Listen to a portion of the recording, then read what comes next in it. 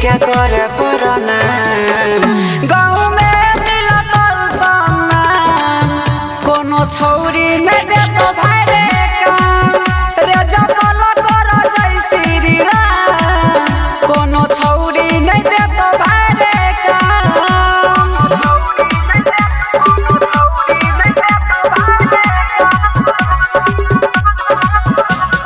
recording studio Sunwarsa सहसा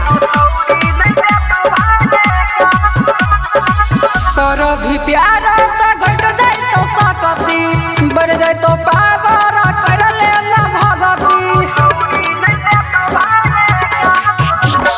पढ़ाई लिखाई पर दही ध्यान रे छही सियाना नहीं बने न दान रे दोसर से नहीं रख मतलब सच कहै छियो बात हमर मां अपने आप दही ध्यान कोनो छौरी नहीं दे तो भाई रे काम और जपल कर जय श्री राम कोनो छौरी नहीं दे तो भाई रे काम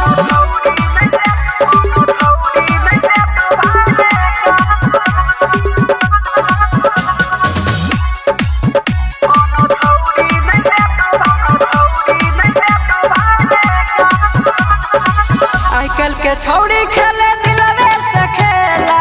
बना जो भी तारे राम जी के चेला जना बुझ के भाई जदी दिलवा लगइबे सच कहै छियै आगे बारा पछतइबे